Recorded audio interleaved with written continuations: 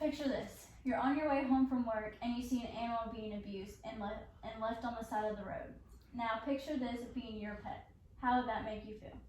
Most of us have animals at home, and we know what it's like to see them in pain. All we want is for them to be happy, healthy, and safe. Unfortunately, not all animals get this opportunity. Having witnessed animal abuse firsthand makes me qualified to speak on this subject. The purpose of my speech is to persuade you that animal abuse is wrong and that we should do something about it and protect them. Animal abuse is getting out of control everywhere. It is becoming more common that these animals are not getting the help that they need, and we need to be an advocate for them and make sure that they have a voice as well, and we need to speak up for them. The first and most common type of abuse is neglect. According to eastbayspca.org, neglect is not providing the basic necessities an animal needs to survive. So let's say they don't have enough food or water, they're always on a chain outside, they don't get this proper shelter that they need, and the list goes on. The second type of abuse is active cruelty. According to wildliferescue.org, active cruelty is intentionally harming an animal.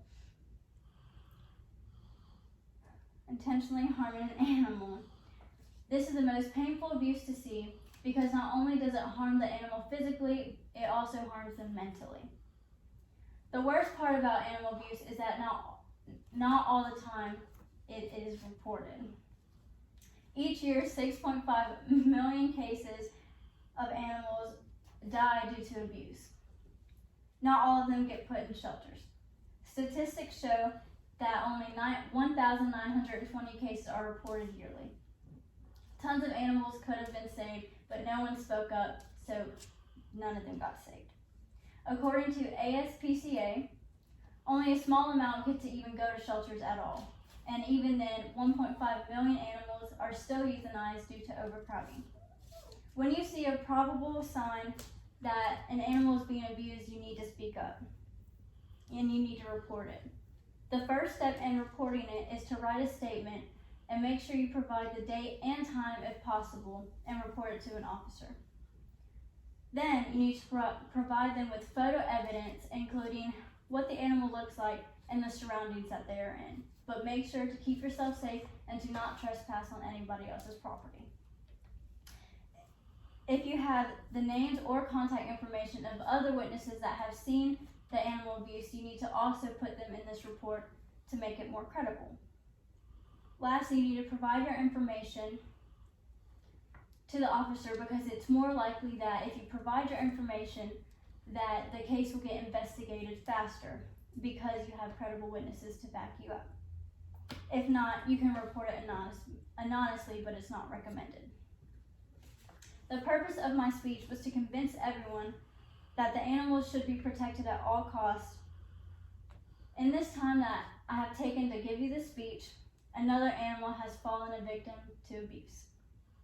As the statistics show, animal abuse is getting out of control, and only we can change that.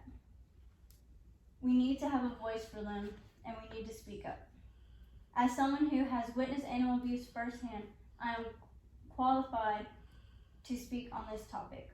As I stated earlier, mostly everyone has at least one pet that they would do anything for, and seeing them in pain breaks their heart.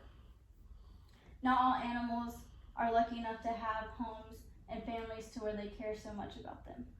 If an animal tucks his tail, has a limp or fracture that's unexplainable, or flinches whenever he gets close to human contact or has any human contact at all, this is signs of animal abuse.